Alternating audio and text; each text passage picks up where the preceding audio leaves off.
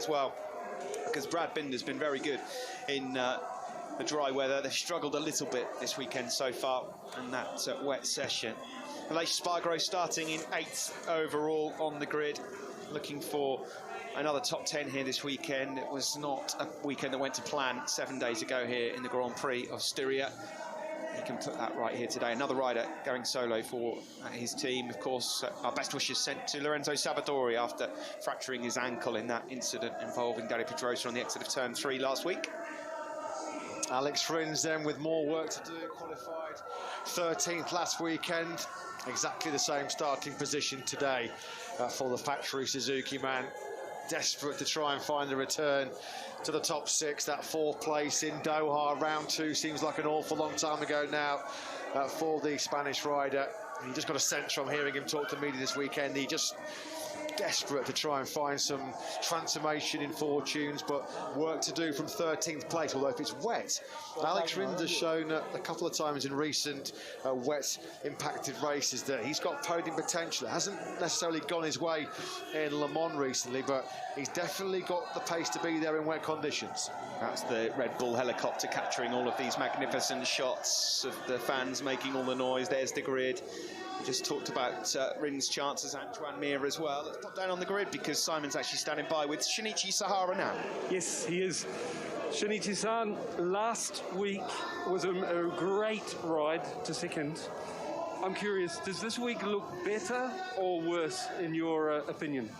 Yes, I knew we were competitive last week, and but also I know our rivals got more competitive after they make more setting up for their bike. And okay, it's going to be tough races for everybody, but we try to keep our head cool and okay, try maximum. Thank you and best of luck. Thank you. Thank you very much indeed. Simon, just a quick one from us. It's been, if you're in the sun, unbearably hot. I've got all these salt marks all over my legs from sweating, you know, my black pants. It has been really hot. The Moto2 guys suffered. I could see it in Parc Fermé. That has gone. It's reasonably pleasant down here now. The track temperature will be dropping a lot compared to what the Moto2 guys put up with. That'll be making people, like you've just mentioned, re-evaluate on their tyre choice, because the medium rear tyre was the choice, you know. I'd like to say something else about that a little later. I mean, guys, it's so hard to predict around here, but I don't know if we're going to get through like the race distance, because there's a bunch of big black clouds building over the hills close to the circuit. Thanks for your observations, Simon. We could be in for a bit of a drama-filled afternoon here. No, we waited so many years, Matt, for flag-to-flag race. It arrived in Le Mans. We might have 2 in 1 season here. Yeah, you got a sense this morning during the warm-up that everybody was feeling that there might be some rain disruption around. So many riders doing flag-to-flag bike swaps. At the moment, coming to the grid, initial information from Michelin. The 2 Suzukis of Mir and Rins, the 2 Pramac Ducatis of Martin and Zarco on the medium front tyre. Likewise, this man, Alex Marquez. Let's get down onto the grid then and get the thoughts of Piero Taramasso ahead of this big one. What does he think? Simon, down to you. Yes, Piero, this is a difficult situation for everybody. It must be quite clear tyre choice if it's dry, but it could be wet. Yes, actually there is some drops of rain right now. So the initial choice for dry race was hard front and medium rear for all the riders, except for Suzuki. Suzuki, they were looking for a medium front. Now there is some drops, so some they change strategy. I think Mark put soft on the rear because they are convinced that after a few laps the rain came down. So he tried to get advantage from the first lap with the soft on the rears. But now there is some drops, and if it's wet, for sure they will go with the medium front and medium rear wet solution, because it's the one more resistant. It will last also if the track is drying out or is a mixed condition. Fantastic. Thank you for your insight. Ciao. Thank you. Thank you very much, Piero Taramasso. This is getting a bit interesting, isn't it? Marc Marquez then, not a big surprise at all that he's gone for the soft rear tyre. There's a bit of rain in the air, and if it tips down, you just know those lights go out. Marc Marquez is going bunseye here. He is going absolutely for P1. There's a concerned look on Fabio Quartararo's face as well. Yeah, spots of rain falling on Piero Taramasso. Simon Crayford just reporting as well. He's also now started to feel those light spots of rain. Well, the forecast said bang on 2 o'clock, right when the lights are due to go out to start this 28-lap Austrian Grand Prix was when rain was expected to hit this Spielberg track. Jack Miller, rain or shine, he's up for it. He doesn't mind at all, does he? You just love Jack Miller. He's thinking, hello, this has worked out well. Beautiful shot of the Austrian national flag being parachuted in by the Red Bull aerial display. Yeah, and that's perfect timing as well, as we'll just stay silent for a while in the commentary box, because right on cue, it's time for the national anthem of Austria.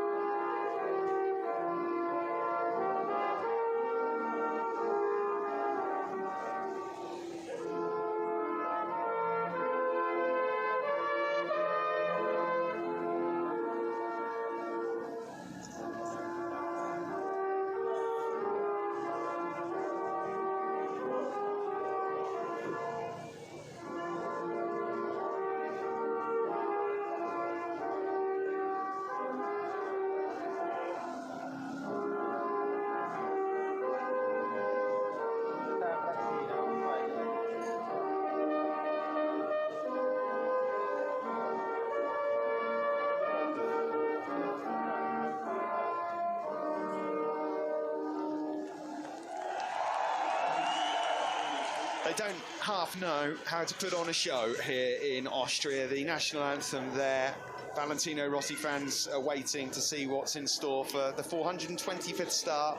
Is this man about to win his second Grand Prix of 2021? These are conditions he thrives in. Everybody else nervous on the grid. Only two men who look calm at the moment, Jack Miller and Marc Marquez. Francesco Guidotti there just talking to Johann Zarco, pinpointing potentially where that rain's coming from. The aerial display goes on. Always a breathtaking sight in the build-up to this Red Bull Ring encounter. Jorge Martin again. Every time we pan down to the poleman on the grid, he's anxiously looking skywards. And it's not just all about the aerial display as well. He's just trying to work out and calculate when the rain is coming. 7 minutes away from race start, and that's exactly the time, 2 p.m. local time, when the rain was expected to bucket down here in Spielberg. If it was to rain now and absolutely tip down, there would be a delay. I can almost guarantee you of that. But if this race gets underway in dry conditions, then of course we go into flag zone. There's still 5 minutes for that to change. We're 5 minutes away from the warm-up lap here in Austria.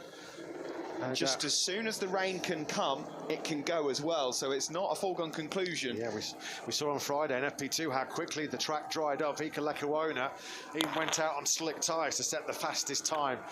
We saw there the Yellow Army out in force here in Austria to say their farewell to the icon, the legend, the superstar Valentino Rossi. There's younger brother Luca Marini as well. Not a lot of wet weather experience in MotoGP for Luca Marini. On board a race-winning motorcycle, though, here previously in Austria, EP19, which so famously won 2 years ago in the hands of Andrea Dovizioso. Another epic last corner showdown with Marc Marquez. It's been declared a dry race, and so that means you have to start with your dry setup, and if it rains, of course, you'll be given then the signal that you can come in to change motorcycles if it starts to rain. Again, though, I repeat, if it was to absolutely tip it down with rain right now, they wouldn't be forced to start on slick tyres. Cal Crutchlow's probably thinking, oh, give me a break. I could do without a flag to flag on my return back into racing action. Just the update from Michelin. As it stands right now, it looks like this man, Marc Marquez, really is rolling the dice. As we said, he's got nothing to lose. He can go for it. He's the only man at the moment, it looks like, that has decided to drop down to that soft rear tyre. Is that another tactical masterstroke, another moment of genius in terms of decision-making from Marc Marquez and his Repsol Honda crew? His shark eyes are out, aren't they? Marc Marquez is opportunity knocking, because if it is, Marc Marquez will happily smash open the door. Massive roar of support for Valentino Rossi as his name is mentioned by the circuit announcer. Yeah, these will be emotional times for Valentino Rossi. Wherever fans are allowed through in the remaining races, you know that there's going to be a sea of yellow-clad fans as they come to say goodbye to Valentino Rossi. Or is it goodbye? He was talking pre-weekend about potentially not ruling out completely wild-card options. 1 or 2 trips to Italy may be lined up in the future. That would be an absolute treat. We are just moments away from the start of the warm-up lap here in MotoGP. It's going to be a very pensive Fabio Quartararo. He knows that he has struggled in the rain conditions on that factory Yamaha. Likewise, Valentino Rossi. Those two in particular, they want this to be a dry race. Well, it looks like the warm-up lap is going to get underway in dry conditions. You can see there on the visor of Joan Mir, the world champion, a couple of spots of rain. This is your front row then. It's all action here as ever in Austria. Pecco Bagnaia third. The world championship leader Fabio Quartararo will start from second, hoping that the rain clouds disappear quickly. And on pole position, it is the rookie Jorge Martin. What is going to unfold here over the next 45 minutes? This could be drama. Will it be flag to flag? Who prevails? Who will be celebrating in the Austrian mountains later tonight?